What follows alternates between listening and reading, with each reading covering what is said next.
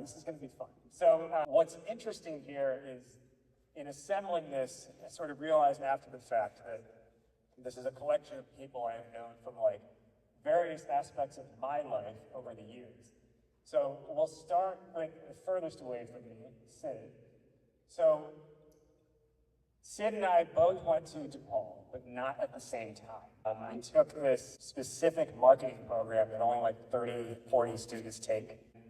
I happened to come and speak at that class after I graduated, and Sid was in the classroom at the time. And then, like the good professional networker he is, at some point after that, he was like, hey, would love to hang out, grab coffee sometime. And that was probably, I don't know, when, 10 years ago maybe? 10 years ago. And then we talked and we were just kind of like in each other's orbit for several years. And then over time, he started to come to startup grind events. And earlier when I was like, if you want to help out, he was like, hey, I would like to help out. And so he started getting involved, and then he became our community lead after just like, several months of helping out. And then I also brought him onto the team at Startup Khaitan as well. He helps develop some of our content for our clients when we do pitches. And on top of that, he's had part of me knowing about his orbit is seeing what he's been up to professionally through Shelly Piper and Beekeeper. So that's how I know Sid. Sid, do you want to kind of add to your background? And Sid's focus in this panel is speaking on the product-led growth side of go-to-market. Sure. First off, I have no idea. No, I'm just kidding. Yeah, so I'm Sid. I have been in launch mode my whole life. So after I met Raj at DePaul, I started in healthcare. So clinical trials, pharma, launched over like 20 different small biotech drugs. And that took me to kind of the typical B2B SaaS journey at Shelly Piper. There I got to run go-to-market for a pretty nascent distribution product called Distro. The company was still pretty early stage. And that is where I went against Calendly, the behemoth. We started trying to build a product-related growth motion. Learned about it, Beekeeper, which is where we'll probably get into this later, but probably not the product sells itself. And I just sit back and sip on cocktails all the time and come to these shows. Yeah, it's kind of been my journey, and I'm really excited to talk about it. Awesome. So then we have Laura. So how do I say it? Gina. Okay. Yes. French. Laura Syrek. Gina. There you go. Laura and I went to high school together, actually. And then we ended up like seeing each other at events when she was in New York. We found out yesterday that apparently we do have each other's numbers saved in our respective phones from we don't know when at the time. And neither of us have changed our numbers. It's been a long time, apparently. So Laura, while we haven't necessarily kept the closest touch, I've always been impressed with the work that she's been doing across her different companies that she's been involved in. So Laura, why don't you share a little bit more about your journey and Laura's community-led growth side of things? Thank you, Raj, and hi, everyone. As Raj mentioned, my name is Laura. So I have spent the last decade, which is wild, specifically in community-based startups. So I spent just under 5 years at WeWork, which is really where I began my career in the startup world. If you have seen either the documentary or the other film with Jared Leto, yes, those were pretty accurate depictions. If you want to ask more, I will be here after to drink more cocktails and tell you all about it. Everybody, I think, kind of knows what happened with WeWork there. I held roles in community management, in regional marketing for all of the Midwest, and then in something called partnerships, which is kind of a loaded question that can mean a lot of things to a lot of people.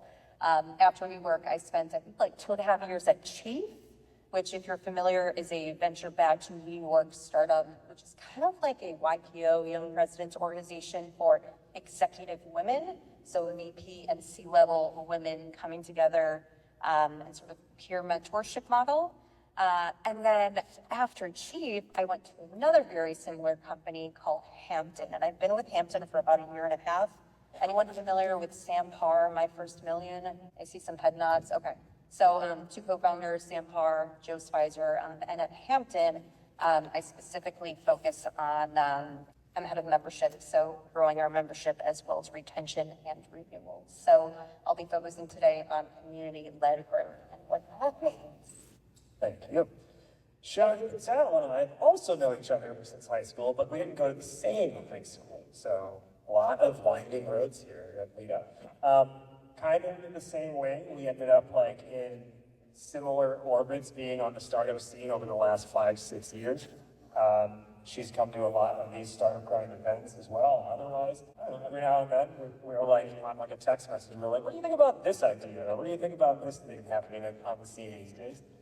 So it's been awesome to get back in touch with her, and she's had a cool run with some other big name companies like Uber and more. So Shelly is here to cover the supply side or supply-led nodes, which we were like, there's not a sexy name for this. But when you think about building marketplace companies, how do you build up with Victoria? Yeah, thank you so much. Great to be here and great to meet everyone. As Raj said, my name is Shelly, and I'm an ops leader that focuses on scaling hyper-growth companies. As mentioned, I was very lucky earlier in my career to cut my teeth at Uber. Speaking of HBO specials, I'm sure we'll have a lot to finish on with later. But there I was focused on product launches, market expansion, some cool strategic partnerships with major events and international launches as well. Since Uber, I've transitioned into the early stage world where I now partner with CEOs as basically their right-hand operator.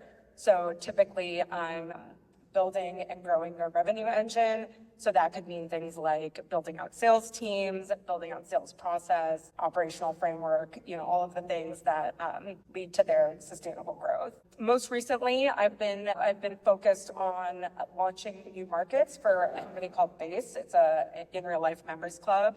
So focused on launches as well as building up that team. Previously, I was the VP of growth at a luxury marketplace called Shopthing. We'll get into the supply side as Raj mentioned, but there I was focused on the seller side of the business and basically driving revenue through sales execution. And just personally, I'm always excited about that 0 to 1 stage, that companies are at, as well as the scaling stage. Always excited to especially meet, to network locally with founders, investors, operators, etc. So yeah, just excited to meet all of you hopefully later, and thank you all so much.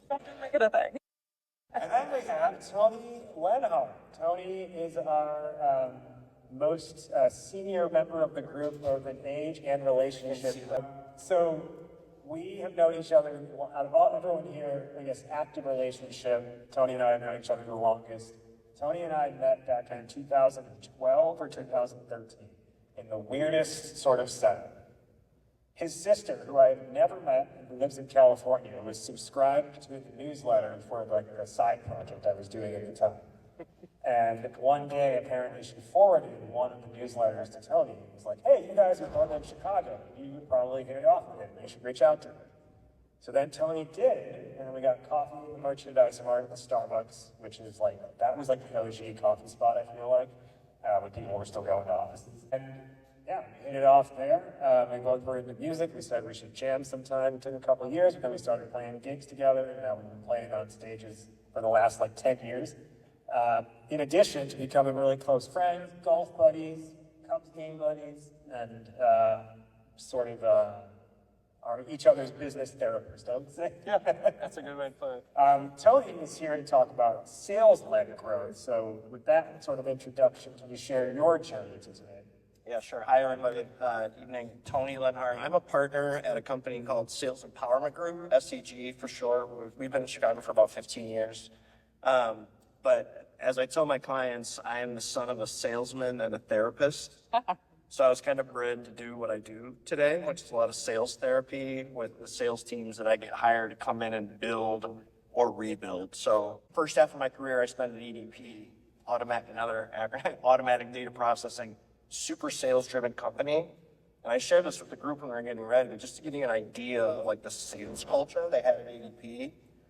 When I joined, to date myself, in beginning of 2001, they were toward the tail end of a stock market Dow Jones record of 164 consecutive quarters of double-digit revenue growth.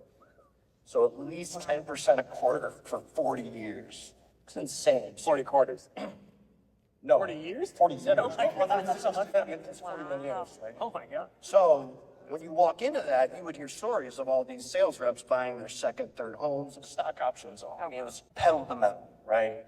Leaderboards on the wall. So anyway, second half of my career now, I've spent working at SCG. The guy I worked with us at ADP, we first started doing sales recruiting. That turned into us placing really high functioning salespeople into smaller companies that were either pre-revenue venture-backed startups all the way to, second, third generation family companies that were looking like they were at some sort of inflection point. And so he started helping these companies, and that's when he called me in about 2012, 13, and said, Tony, they didn't announce it. So the last 11 years, I've been a fractional sales leader for about just over 80 different companies mostly around Chicago, but post-COVID. You know what happened. And again, I work with these companies that are like founders trying to hire their first one or two salespeople and maybe have struggle to get out the gates, or these very mature companies that again are maybe looking to get acquired or take that next step. So absolutely love the work. I'm a sales dork through and through, and excited to talk shop again here. Thank you. Yeah, Alcoholics do payroll. So I'll kind of start with Tony now. We have sales-led, supply-led, community-led, product-led growth. I feel like a lot of these terms get thrown around and people nod their head, but not everyone's nodding and knows exactly what we're talking about. Now, I feel like sales-led is the most obvious of the four, but at the same time, you don't often hear the term sales-led growth. It feels like it's just how a company should do business. So can we just define what is their unique characteristic, or how do you spot a company in a sales-led growth motion? Yeah, one bullet point I forgot to mention is when I first started doing consulting, which was, I did sales leadership at BP. I've been a sales mentor in 1871 for the last decade. I got introduced to Howard Tallman years ago, and I've continued to stay in that community. And for me, it was a way to get whiteboard chops working with startups, right, on this motion. And a lot of times we hear it's founder-led sales, right? And so when that founder's trying to replicate themselves and to get out in the community, and the average size deal is big enough where it makes sense, can you get a salesperson out there? So I work with a lot of that back of the napkin math around doing your sales math. Does a salesperson make sense at whatever, again, inflection point you are? Yeah, that's right. You need a human capital strategy. Nice. Shelly, so like I said, supply-led growth is objectively or subjectively the least sexy of all the names, but it's also super important and maybe less well known because of sort of the unique area it sits in. So how do you define supply-led growth? Yeah, we need a better name for it. If anyone comes up with something, let us know. Basically, when I think supply-led, I think about any sort of business model that has two customer bases, and a customer base that's not just your obvious end user. So the most obvious examples tend to come up in marketplaces. So, if you think about a gig seller, a creator, that's obviously very relevant right now, a provider, a healthcare provider, anyone that is benefiting from the platform. In reality, they should be benefiting just as much as the end user, which is why it's its own strategic focus, because you have to think of them as your ICP. But also it shows up in SaaS as well. You have these power users that bring on their own users to the platform. So yeah, all of that to say that I think it's the other customer base that people don't think about. And then there's all these fun, kind of tactics that come with that. Laura, on community-led growth, starts to get a little bit more clear by the name, but still there's something to be learned there. But is it we have a community, therefore it's community-led growth? What is community-led growth? Yeah, it's a good question, and to be totally transparent, I had to make sure I was going in the right direction and asked ChatGPT yesterday. But community-led growth is relatively simple, right? It is really harnessing the power of your customers, maybe your employees, but generally just advocates of your business to drive growth and acquisition. So this can be done a number of different ways. I think maybe perhaps Raj and Sid, the way you guys are involved in Startup Grind could be considered community-led growth.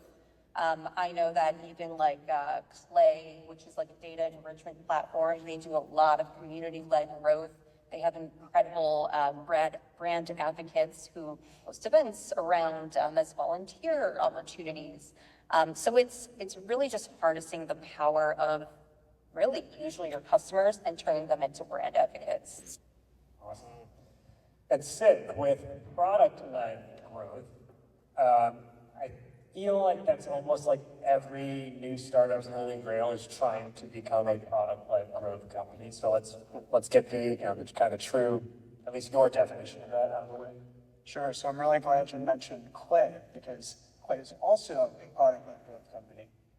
First off, I'm sure maybe it's not fully transparent, but like all these growth motions, they work together. You don't have to pick one or the other. Today, especially with how sophisticated tech stacks are and people hire, you can run multiple motions. It's usually what you see in the market. When it comes to product-led growth specifically, the main definition out there is when the product is the primary driver of acquisition, retention, and expansion.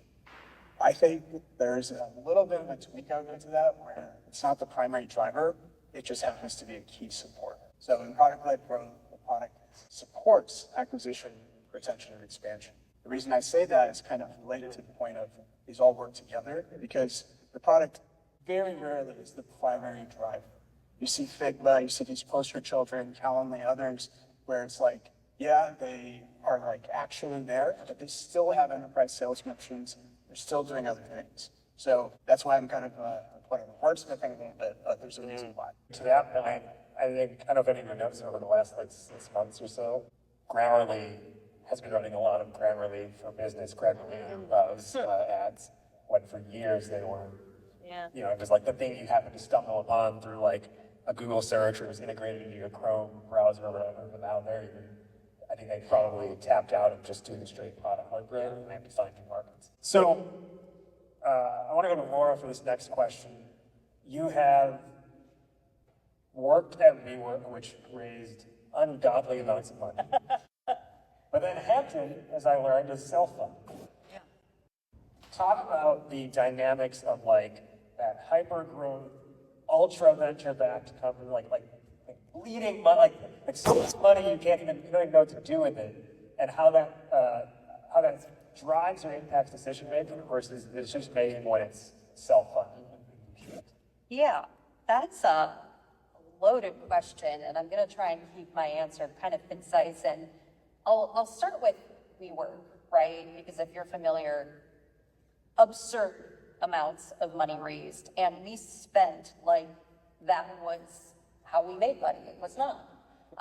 But I think the answer here is rather obvious. When you raise a ton of capital, and especially back then, like 2015, wasn't really a lot of responsibility. That was just kind of the culture of startups, is that you raised money and you spent money, and there was a party culture, and you could spend tons of money on advertising, and like, it was fine. Yeah, I miss that too. I couldn't do it again. Sometimes I'm surprised I made it, but that's, yeah. So I want to really kind of focus on Hampton because I think it's a really fascinating situation. So Hampton is self-funded, which I've never worked for a bootstrapped company, but I imagine we're basically bootstrapped, but Joe and Sam, our co-founders, have given us enough funding to really cover the basic needs. Now, what that means is when we first launched, Sam Parr has a very loyal audience through his podcast network and other ventures. And so when we exited Stealth, and this was before I joined the team, we had a avalanche of leads to the point where our 3 interviewers, and let me back up a moment. Hampton is a invitation-only membership for CEOs and founders of high-growth startups, now doing at minimum $3 million annually. Interviews were backed up 6 weeks. The demand was insane, and it was really just due to Sam's personal network and audience and his listeners. It happened to overlap really nicely with our advice. Now, what happens with any company that has like a huge launch and really high demand is that eventually it's going to dwindle and plateau, and you'll kind of reach your new normal, right? We didn't spend money on PR, we didn't spend money on advertising, because we didn't need to. Now, fast forward about a year and a half, we are at a place where we're doing okay financially, right? We're fine. We're not really spending anything on advertising. We don't have external agencies. We're running really, really, really lean. We're basically bootstrapped. Where was I going with that? Thank you. And what we realized is that retention, because we're an annual membership, is okay. But we're not building this to be okay, right? We're building a sexier, better YPO for, quite frankly, really cool, badass people. So because we're self-funded, there's no outside pressure to grow at all costs and become as profitable as quickly as possible. And we've reached a point now where we have identified our top 7 cities with our largest TAM. And we said, we don't want people's money anymore. And we're actually pausing sales in those 6 cities because we're running New York as a pilot. And we're able to say, we're going to focus on our members right now. We're going to focus on the product, focus on retention, and turn our members into brand advocates, increase retention, and hopefully create a flywheel effect. So we have the luxury to do that because we don't have outside capital. I can't imagine a venture-backed company doing that. If I were to run into one, I would be pleasantly surprised. But that's kind of an interesting spot where we're currently at as an organization that I don't think we could do if we let outside funding. So Shelly, then, on the sort of supply side growth or supply line growth, Base is venture backed. What's the decision making like? Yeah. So, I mean, I think kind of to Laura's point, the biggest implications tend to be around timeline and I guess like expectations, like growth expectations. So, obviously when you're venture backed, everything is just like a ticking clock all the time, so you don't have a lot of time to try things. And I think the risk is that the metaphor I can think of is like, if you have a lot of fuel, it's easy to like step on the gas, but in the wrong direction. And then you end up just like wasting a lot of fuel. So I think it's a double-edged sword. Like that's incredibly risky. It's really easy to waste time and money on different tactics. And then the alternative of that is that you end up being, I think traditionally you end up being a very like experimentation oriented culture, which I think is really cool because you have to test things using the least amount of gas possible and understand where you're getting traction, where you're seeing momentum, and then very carefully step on the gas rather than just like burning through it without meeting the external expectations. So I think like culturally, I really enjoyed that. The experimentation aspect, kind of ends up being just like a part of the ethos. But Laura, it's super interesting to hear you talk about some of the like strategic choices at Hampton because it is quite a clear contrast to what Base is going through. So Base is also a members club, slightly different clientele, but I would say like business model that's very similar. And we are planning for our Series A later this year. And even after 2 months of growth slowing down, we're kind of panicking a little bit. We can't feel confident in our A with that type of growth trajectory. So I think if we had the opportunity to focus on retention, focus on making our existing customers really happy, I think we would. I would like to hope that we would if we could, but instead it's all about how do we get that growth engine back because we have a very finite amount of time and we have to figure it out within the next 3 months. Otherwise, it's kind of inherently existential. So yeah, very, very interesting kind of difference. I want to stick with Base for a moment. So what is, when it's a community membership model, is the supply, quote unquote, No, so in this case, it would actually be all of the restaurants and venues and partners that we bring on. So we're basically a function of them because they are the ones that execute all of our events. So just for quick context there, and I'll try to keep it brief, Base really focuses on intimate events that are 5 to 15 people. So not like some grand party that would be happening in a room like this. And so with that, we actually outsource basically the execution to these venues. We set them up, we onboard them, kind of set them up onto our platform, and then they're running like 50 plus events for us a week. So kind of a different take on the supply model. And yeah, it's interesting. So I'll stick with you for one more question on this topic. In a lot of these cases, you're kind of coming to these suppliers, let's call them, with nothing more than like theory, right? At the time in which you're approaching them. Then you're in critical mass, like, oh, I've heard that before. But what have you learned for how do you take what is more or less theory and an idea and, convince, let's say like a pretty legitimate restaurant brand to be like, think of this as not just taking a flyer or like a loss on something. You're like, we think this works, but we don't think this is going to work. Yeah. So I think about it the same way that you would approach basically like a sales funnel in kind of a more traditional space. So if you think of the supplier as your ICP, it's about understanding the pain that they're feeling. So every supplier, whether it's like literally a supplier, could be like an influencer, like a creator, quote unquote. Could be a restaurant. Like they all have some pain or some problem that they're coming to your platform for. So as long as you're solving for that in a meaningful way, you have more, hopefully you have more than just like the speculative thing that you're offering. And at the beginning, you do have to be really tight on who that ICP is so that you can make sure that you actually are solving that pain and not just like claiming to. Obviously, it helps like back in Uber's day or whoever, like it helps, with subsidies, incentives, et cetera. It's a thing of like the 2010 era that we don't get to have as much fun with anymore. But I think it is just about thinking about it like your customer and making sure that that pain is being solved for it. One thing I want to actually forgot to say earlier, after you gave your introduction, what I thought was interesting was you said we do in real life events. And I'm like, only someone who's based in real life would say in real life, not IRL. So, and I used the word based there incidentally. Also, I just want to point out that we didn't plan this, but look at this outfit lineup here of opposite colors as we go down the line. Give that an applause, please. Shoe game is on. I know, you kidding me? Yeah, that's it. Okay, so one of the things Shelly mentioned was you have to look at this like a traditional sales funnel. So, Tony, with the work you've done in, let's take the early stage side of it and some of the founder-led sales operations. Do you find that when the founder is doing sales, and you start taking a look at their business, they've got KPIs, they've got metrics, or are they just kind of like, we got to sell this?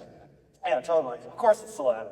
When you're that early stage, take anything you can get, right? So what does it take to go from, I don't know, we're kind of doing things to what are the considerations, I guess, and what kind of metrics do you guys start setting up?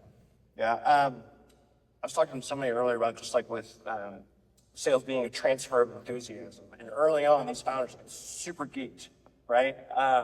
And so they become artisanal sellers, right? They know how to talk the very nuances and specifics of the product, and they expect somebody to come in and nobody can do it. So nobody can do anything. So what's amazing across any way you want to go to market is the lack of patience that I think we all have as a society, but just whether it's investors, like lack of patience. And you can look at all three, all four of these different ways and say, is there a best way? Yes, they have to work together. But when it comes to the sales side, the reason people struggle with it is because you can either buy it or you can build it when it comes to a sales team. Buy it is going and paying for the person that supposedly has their Rolodex, right? They can bring in the relationships and the partners and the clients, or you build it yourself, which is finding a junior salesperson that's ready to take over the world, that hopefully has the rigor and the discipline and the knowledge and the desire to want to go sell a product.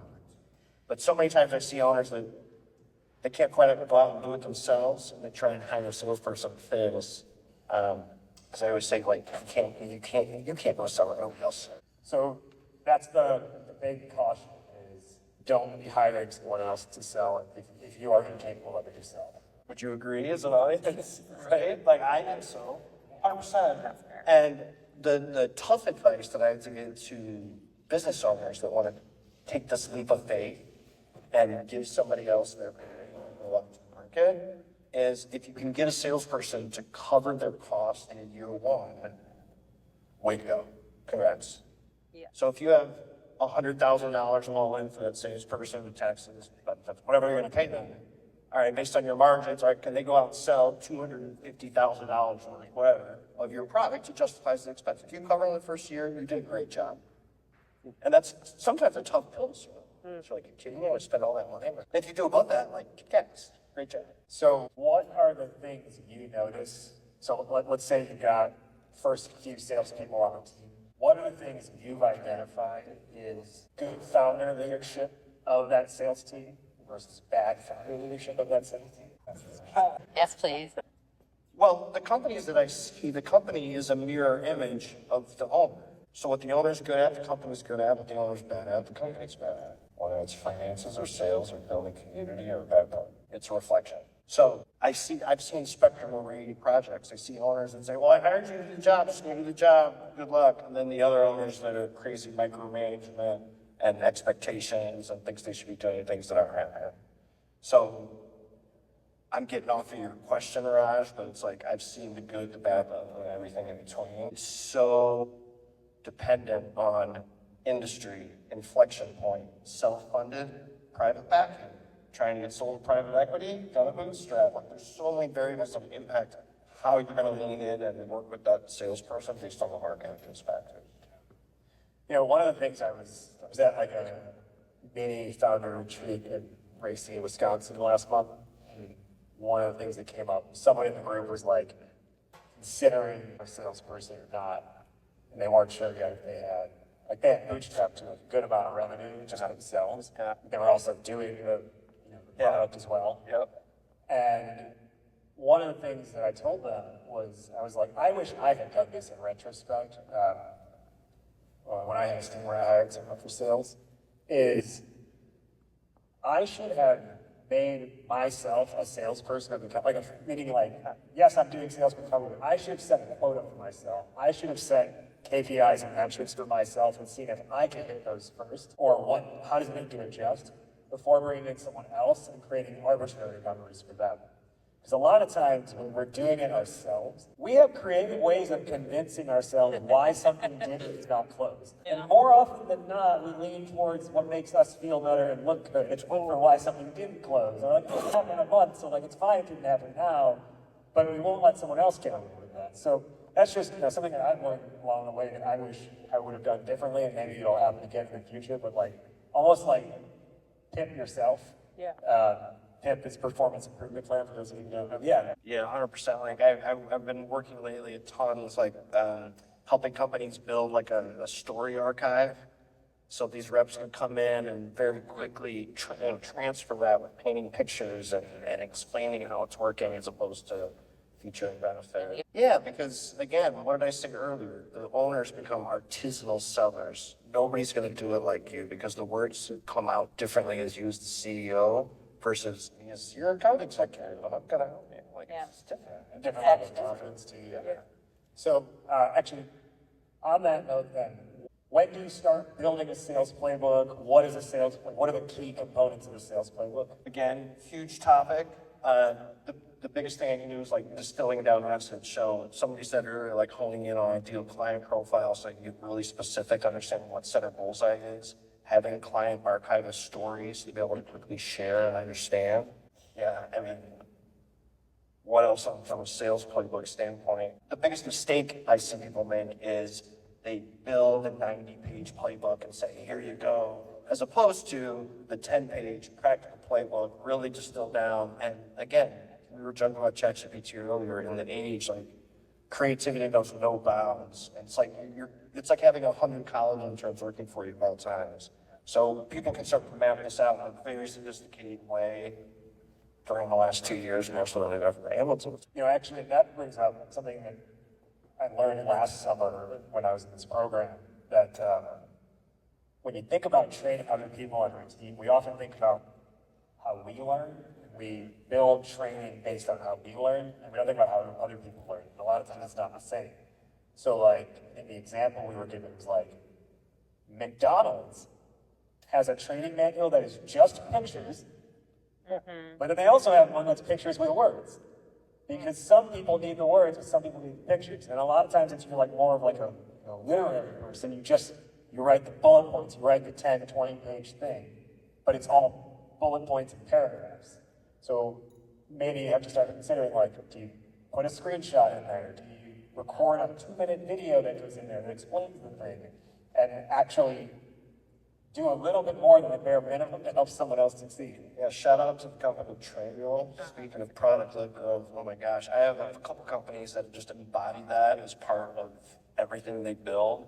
And there's all this owner, it's an entire series of like 1-2-minute videos. I'm like right through the owner, and the reps would come in and listen to it 10 times in a row and absorb it. So Nice. yeah, using different media is huge. Sid, you were saying that it's never just one thing, right? And product-led growth is oftentimes like this mask for other things that are happening in the background.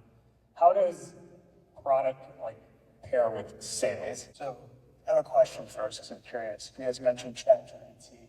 How many of you had a ChatGPT Pro subscription, like the $20 one? Okay, that's Most of the room. most of the room. Wow. How did you all hear about it? Colleagues, friends? I used it too much to, they were like, you need to upgrade if you want to stay. Yeah, that's how I get you. I also like the question. How did that happen? That was the right. That's the real vessel that got you to the product. That is where the product-led growth motion starts. What you're talking about, Chloe, where it's like, okay, now I'm hooked. I get the value of it. I'm a user. Then I'm a lead. Then I'm a buyer. In a sales-led motion, it's kind of the opposite, right? You're a lead, then you're a buyer, then you're a user. Yeah. So it kind of flips this kind of dynamic on its head. But at the core of all of this is sales and customer success. Shelly had a really good analogy of I'm going to try to do something like that. It's a bowling alley framework that I stole from Wes Bush. He's really big in the product-led world. But it's this idea that if you have a new bowler and you just kind of release the ball, it's going in the gutter, like 9 times out of 10, right? Pro bowlers, of course, they're going to go for a strike. Why? Because they know how to operate without bumpers. You're a new user or someone who just came to your website and wants to try your product, does not know how to do that. They're operating with no bumpers. You have to create those for them. That is where sales and customer success comes in, marketing as well, in terms of, hey, this is how this product works, and I'm going to increase the chances that this person is going to get to the end. Because that is, at the end of the day, that's kind of what you're doing with product-led. You're basically trying to understand, mapping out this journey of how does someone discover this product? How do they get to that first baseline value, and then eventually expanding and spending more money on your product? So all this to say, like, product-led growth really is a misnomer because it requires all the other pieces, and all you're doing is productizing it. So I think a lot of people think like, oh, let's just throw a bunch of engineers at the problem. It's the exact opposite. First, you do founder-led sales. You really understand the customer better. You understand the way they naturally discover value in the product, create that within the actual software. So if you think that let's say you have an early stage founder with capital, they're trying to raise capital, they haven't put the product in market yet because they say it's gonna be a product-led growth motion, and upon funding, then they will start the motion. What are they doing wrong? Or are they doing anything wrong? And if so, I was actually thinking about this exact scenario last night for some reason. I was just like, for an early stage founder, like kind of advice what I give is, I mostly spend my time in Series B world. So the way I would think about it is, as a founder, and kind of like I was saying earlier, it's like start with founder-led sales. Like really, even if you plan to go product-led growth as your main motion, you think it's a perfect product for it, what you need to start by is creating that ICP, that niche, that persona, really knowing them well, and then being ubiquitous in that world. That's how Calendly, Figma's the best example of this. They learned exactly what designers want. They knew exactly how they operate within companies. And then, since they had all this information, they were able to productize it and then make it something that was very easy to kind of step in each area of the product and each part of that discovery phase. So I think similarly, like if you're an early stage founder and you're like, oh, I'm gonna wait until I do product growth. Well, you should start yesterday because you still need so much data to like really understand if it's going to work. And that data can be collected two ways. Either it's by launching that product by motion, failing a lot. But as you guys have heard me say, like, I think it's the other way. Don't do it. Start with the founder-led sales, build the customer success, really understand the customer first, and use that data to then productize it. Yeah, so 'cause that's going to be, to me, that's where you learn the most, you know? Two quick things, I'll piggyback on that and say one, so many times the founders are like, oh, as soon as they see my product, they love it. They love it. Well, they might love it, it doesn't mean they have to have it. Right? That why and that gray area between nice to have and have to have, right? Like what are the impact and consequences of you doing it or not doing it? Always bubbles to the surface there. But the second thing I'll say is like, we've mentioned a couple times of like niching in, like figure out, like, you know, now me working at ADP and now selling B2B sales growth, I am industry agnostic. It's a blessing and a curse. But I'll tell you, it's super scary to think I'm only going to work with dentists, or I'm only going to like whatever it is. But I'll tell you a really good example here in Chicago is a group called Hireology. Remember them? They've been around for a while. They're an applicant tracking software. And I knew about it from my payroll days, you know, employees and all that. And it's an ATS platform. Nothing sexy, but guess what? They're like, who has the biggest problem? Who has to hire a shit ton of people? And it was car dealerships. Because used car salesmen don't last long. So, high turnover in mechanics, high turnover in salespeople, they niched in and they owned it. They owned that marketplace and they went into like 2 or 3 other verticals. But of all the things, Yeah. like car, like what a risky play. But it took some, you know, it took a lot of effort. 10 years ago when I was 17. Yeah, 10.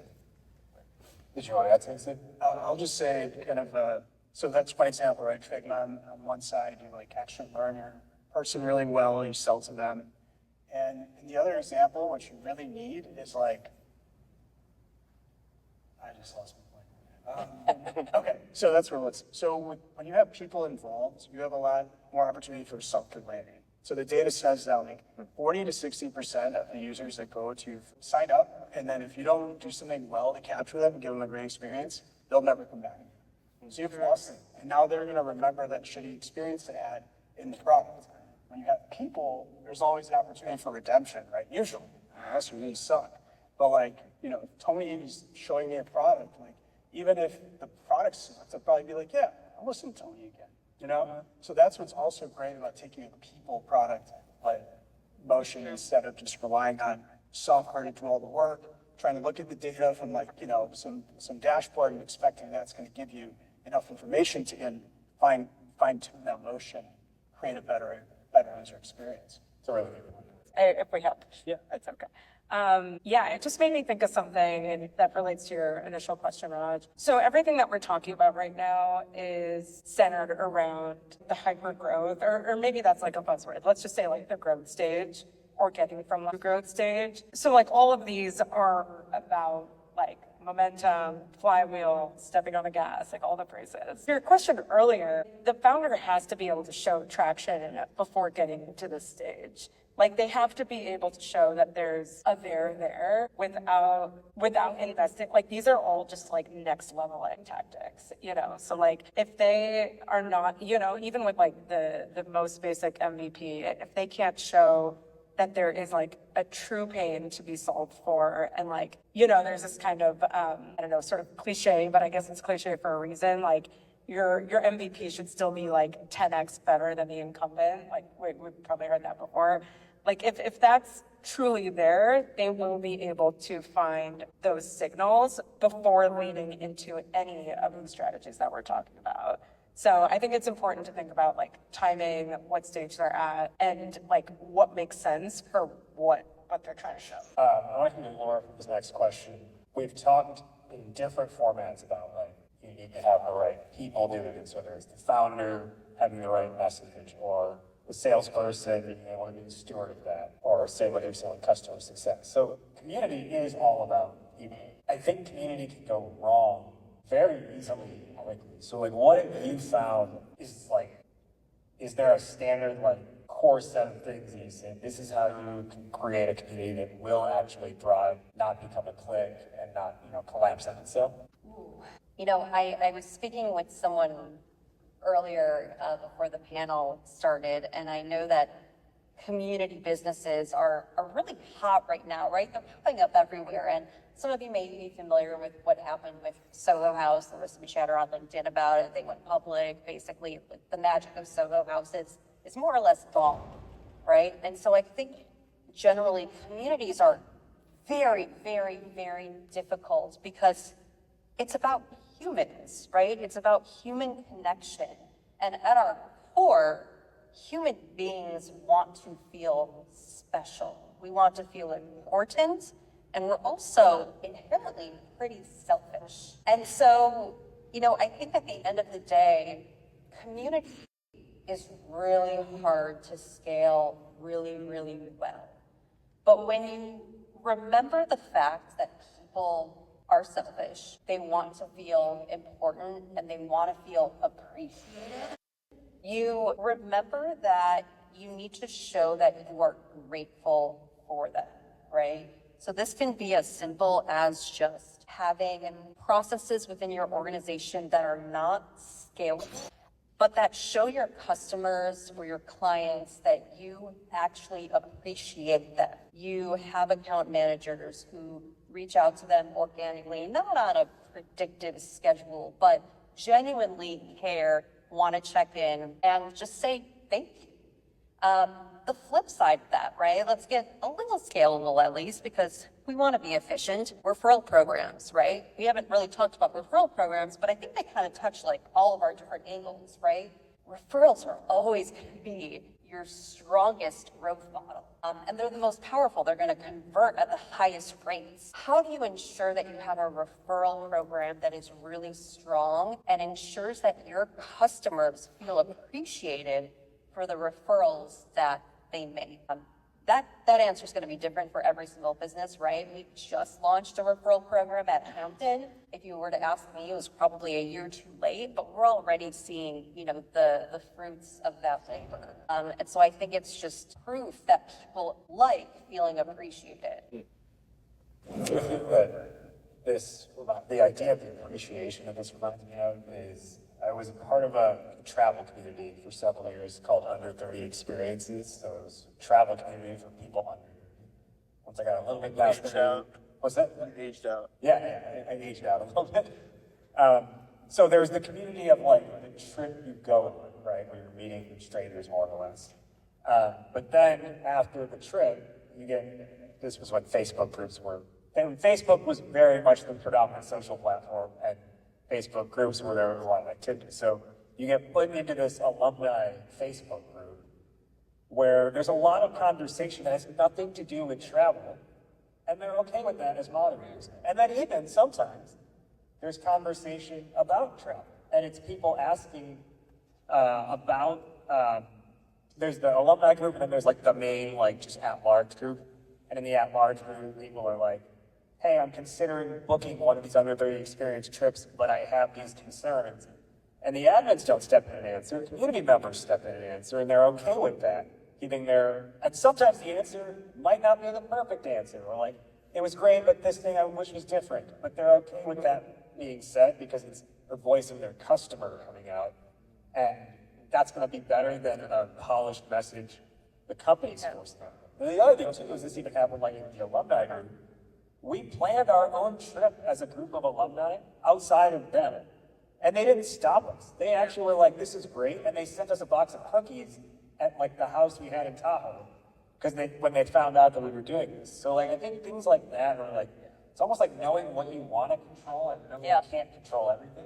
That's an amazing example. Yes. And it's interesting. You actually were talking about this being from like a while back. I feel like the one thing that has kept Facebook alive is these groups. I'm part of a bunch of groups, and quite frankly, some of them are like brand groups, like my baby's favorite onesies. Like I joined that brand group, and like that is some community-led growth, I'm telling you. But we won't talk that route. Okay, cool. So I want to give a couple minutes for audience questions. Yes, Dan. So I've been on the receiving end of so many AI-driven outreach cold emails right now. And I'm also besieged on LinkedIn by people telling me, get robots to do your sales for you. And we'll just press a button. They're terrible. I hate it. But it seems, does it work for anyone? Are the numbers just there? Why is this a thing? Because it's the hot thing on the market right now. Yeah, but it's got to be working for someone or wouldn't be We'll still play the numbers. Right, 5 years ago on LinkedIn, sales reps know they can send 100 connection requests, 30 people are going to accept, they're going to send 29 messages, they accept 10 minutes. They kept it. AI is going increasingly now. And yeah, I don't buy into it. I get the same stuff. Any one motion, anybody saying that one certain area of going to market is dead, like cold calling, is trying to sell you something, right? So I work with plenty of companies that do cold email, mass cold email, right, at scale, and it works for certain niche companies. So I think it's real product specific or service offering specific, and could that work based on your ideal client? I hate them. I delete them all, but if I read it. Everybody says they can do that. But you're probably also the type of person who is baseline overexposed to outreach. There are some industries where people aren't so overexposed to outreach already, to where an AI, a simple AI message could be good enough if they're not baseline bothered that they have an email in the first place. That's what I was going to say. It's all but good enough, right? There's reps that still get to me and we buy their stuff. Yeah. Our reps definitely rely on some AI cold callers and outreach tools, and like they're seeing success, but it's because it's garbage in, garbage out, right? That sequence you're getting, those messaging points are just not relevant, or probably are just done with bad taste, and that's what's causing part of it, at least, right? Why are they so bad? It's the new toy, right? Salespeople ruin phones, and we have to be on a call list. And they ruin emails, we have king spam ones. Now then they're ruining LinkedIn. Pretty soon they'll ruin AI. Right? And it'll take. I liked a CEO of Gone recently, he was like, people have asked why we don't. So they were probably the first major call recording software that would analyze, not just record the call, but analyze your performance on the call. Be able to I think he posted recently. He's like, a lot of people have asked me why we don't have a AI SDR product yet. He's like, and the reason is because humans are not good enough at the job of being an SDR yet for us to feel confident supplying data that would make a robot even better than a human. That's wild. And I think it's a great point, right? People aren't good at sending emails, so why would the machine do it better if it's made by a person? One note, just to go off of what Tony was saying about it, sometimes working for certain people, if you're really curious about outbound, Hampton has a member, his name is Jonathan Sturgeon. He runs an agency called Dingus and Zazzy, for the name of his cats. He posts regularly on LinkedIn about the most outlandish, absurd, inappropriate outbound strategy that works really well for them. Granted, it's on brand for them, but it works really well. So if you're curious, Dingus and Zazzy, very fascinating. I guess that's what Sure. Over the last 15 years, you saw kind of the divvied up sales roles. You have BDR, SDRs, and then account executives, and right, it's a predictable revenue model that proliferated outside of tech. And what people should realize, that's not what's best for the customer. So you see people retreat back to full cycle sales rep. That's the trend we're seeing right now, like going back to how I did it back when I was an ADP, right? You did the full thing. As far as having a product expert, I would say, where people are going to elevate is where they become the trusted advisor beyond anything. And yeah, part of that's being a product expert, and part of that comes with some gray hair. Why you're solving it, and then the product expert, sure, right? Like this person already comes in with the context, the user, the lead, that, okay, this is a problem we're solving, this fits my sphere, and why I need to solve it. Now I need to talk to the product expert. Cool, we can focus on that part. But typically, if you're going top down, if you're talking to like an exec or a director or a manager, that person needs to understand the problem so that they can go sell it to their boss, versus I'll just start using this, I'll put it on my credit card for the product-led motion, and we'll go from there, and eventually I can sell this in. Whereas if you're going top down, I think that's where the product expert actually isn't enough. You need someone who's going to steer the buying committee, do excellent salesmanship to actually, kind of just together and like actually get people to take action. Consensus. That's why I was thinking of the team that I got work with the clients that I have, because then you've got someone for day job, so to speak, so they know that they're going on. Yeah, to me, like that's what good product-led sales looks like, right? Where the sellers are still coming back to product and there's a feedback loop established. It's like, this is what we're hearing, this is what the data says, and now let's go build this thing. Or here's what we're hearing from the product lens that we need to start communicating for sellers. And that's where someone like me as a product marketer often comes in to like build that bridge.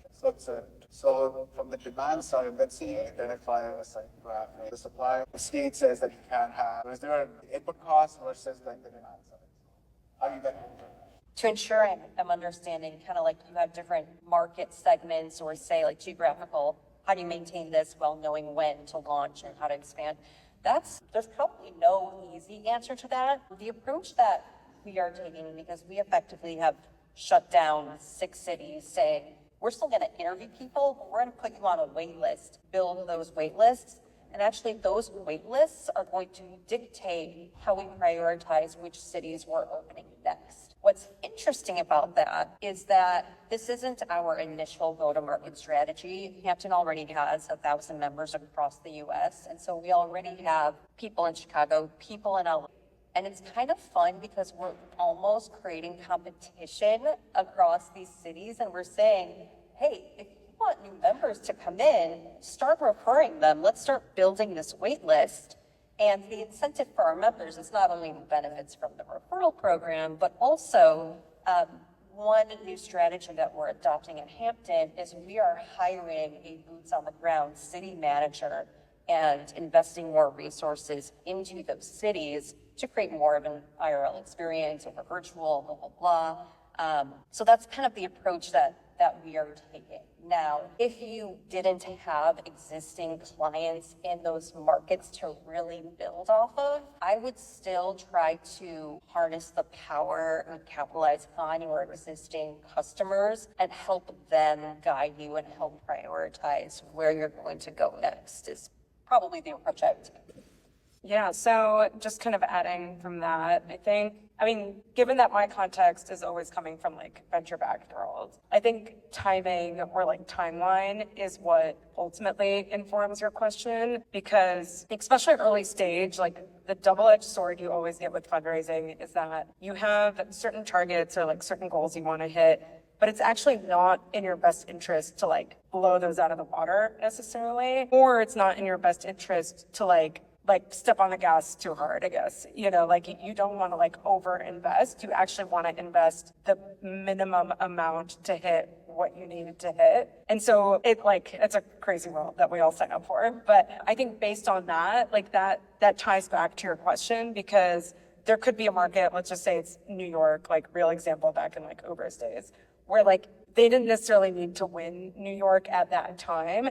They could have actually taken a year to work with regulators to like create this like hybrid X livery product that they ended up, and that took forever. It's still like a work in progress, honestly. But that is okay if maybe they've been in the meantime working with some part of Europe that's actually not regulated at all. So like, let's go launch there in the meantime while working on New York. So it's obviously like an oversimplified example, but I think like ultimately you want to serve like everyone, quote unquote, like everyone in your TAM. But I think the timing of like what can fall when is all just going to be based on like your fundraising timeline. Do one more, and then we've got a closing question.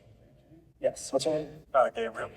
So I'm working to launch a company in the warehousing space, which is a very relationship-based industry. What advice do you have for a company that doesn't necessarily have those relationships existing to break in and get kind of those first couple customers? I can kick us off and maybe spur some thoughts. So it's just going back to something I said earlier, which is really like understanding their pain and making sure that you're meeting with that. So I think when it comes to building relationships, especially if they don't exist at the beginning, understanding their workflows, like whatever it is in your specific case, and like truly spending time with them to understand what they're doing, Like, what does their day look like, day in, day out? What are the different roles or people at that warehouse? What are they doing? Like, what is that like 10x pain that goes from like, you know, the need to have versus the nice to have, you know? And I think once you show that you genuinely care about that, I think the relationships come fast after that, like as long as that's genuine, you know, and as long as they know that like that's your North Star, I think that, you know, even if it is over just like a couple of meetings, a couple of months, like it can just accelerate things very quickly. I am familiar with the stories of WeWork, Chief, and now Hampton's very early days. And there's a phrase we all know, fake it till you make it. And while I don't want to exactly give you that as the advice, I think it's important to know that Chief's first customer sold and they had nothing that they were going to give her. When WeWork's first members were moving in, as they were moving in, you know, Miguel was still painting walls. Nobody really ever wants to be like the first adopter or the first customer, but if you can look at these people in the eye and tell them that you are going to commit to them and make sure that you are not going to let them down, and can just be honest with that. Like that's what it's about, right? Like, tell them your vision, tell them your like top 3 things that you're focused on, make sure that those align with their needs, and just tell them that you will not let them down. That's, to me, like the simplest thing that you could do when you are first starting a business. So, especially if you're starting something new, I think you can start with a use case. So I realized I spoke a lot of theory and shared a lot of examples. So at Chili Piper, when I was there, it's a Calendly alternative for sales reps. And what they originally started as was a made-to-order software business that was like fun apps you could use for scheduling. The reason that they ever entered the sales market was someone reached out and said, hey, I'm a sales rep. This is a huge problem for me. This looks like I can solve it. That changed the trajectory of their business. They found a use case and then attached the capabilities and software that they had been building for like 5 years, and then turned that into the successful product it is today. So it's just this insane thing where like they found a very specific use case that came later, and they just tackled that. Same with Beekeeper. Beekeeper started as a dating app, and now it's an employee engagement software. Hilarious. For frontline workers, like how does it even happen? Do you like bees? There's a whole community of people that, why didn't they call it Beekeeper? Yeah, exactly. All those references make sense. Yeah, like even on top of everything they said was valid, and like even on top of that, find a specific use case. Like warehousing is shown very big. If you can build a specific product for a specific problem, start there and become obsessed with it, then I think you have a better chance of like not only knowing them, but knowing that specific problem in and out better than anything else. All right, don't listen to anything they said, because we're gonna, I'd spend an hour with him and perfect your pitch, and then go out to Elk Grove Village or Shelly Park and knock on 30 doors in a week at one of the old warehouses and say, what if you can help me out? This is, use his pitch, and say, I need to talk to a person who knows this, can you help me out? And walk into places. That's what I'm doing. I'll add 2 quick things. One is, can you find out where they hang out? If so, can you get yourself in that same room? Like, is there an industry event where you can just start having conversations out of curiosity to understand where there's a need, or that, to validate, I'm sure you're building on a hypothesis, right? Start validating that hypothesis with real language that you're carrying to use. The other thing is, I'll give you a quick brief. When I started Startup Khaitan 8, 9 years ago, I actually wasn't connected into the startup world, hardly at all. What I did was I started with cold email, which I know sounds crazy, but like I looked, so there's a website called builtinchicago.com, which at least some of you are familiar with.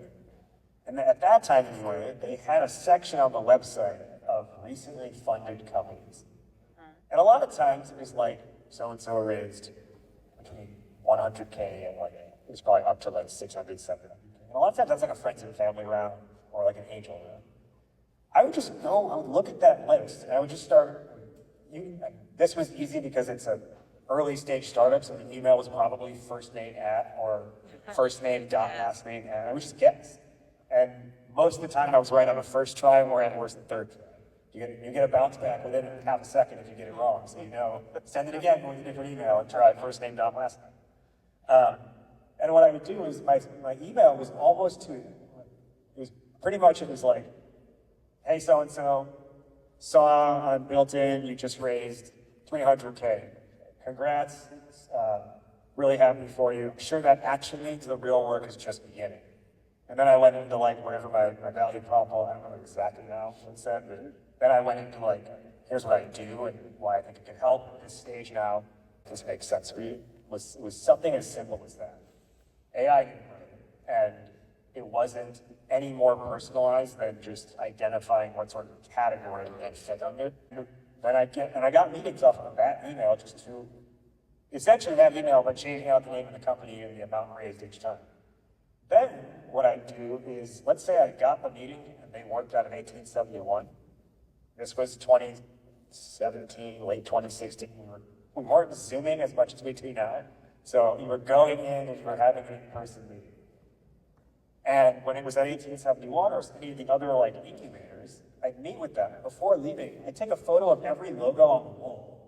And then I just start picking on those companies one by one and saying, hey, I was just at 1871 meeting with so-and-so. Here's what we were talking about. Since we were talking about it, like, you might also want to talk about it. And that's how I get my looks at meetings. So you can be really scrappy with this. If you're trying to like find people in warehousing, it's not hard to be like, you get that, like, just get that first meeting and then tell the next person. Yeah. Maybe if you don't want to name them by name, that's fine. Be like, just met with, batch them in some way, just met with another warehousing executive at a, blank company, in this industry. We talked about this. Is there any chance that's on your mind as well? Right? And that's how you start just like lining up meetings one by one. And let's do. Say it again. Okay. Quick final question. Then cocktails. I'll give you a few seconds to think about it. The question is, with each of the disciplines that you're representing. So if it's product led, so you're gonna complete the sentence. If you're doing product led, make sure you blank or make sure you don't. Be like 10 seconds to think about it. Starting there. Closest to me. Yeah, sure. Okay. If you're doing sales-led growth, make sure you or make sure you don't. Yeah, I kind of said before, if you're doing sales-led growth, make sure you can go out and sell the product first. Don't think somebody magical sales up for you. Get the scrapes and bruises and cuts and figure it out for them. If you're doing supply-led, aside from finding a better name, make sure you do or don't. Yeah, so I'll focus this in on marketplaces. And I think what I want to lead with is don't forget the value that your marketplace is aiming to provide. So a universal issue in marketplace strategy is what happens when people want to transact outside of the platform, right? This is obvious, like it happens in Airbnb and everything else all the time.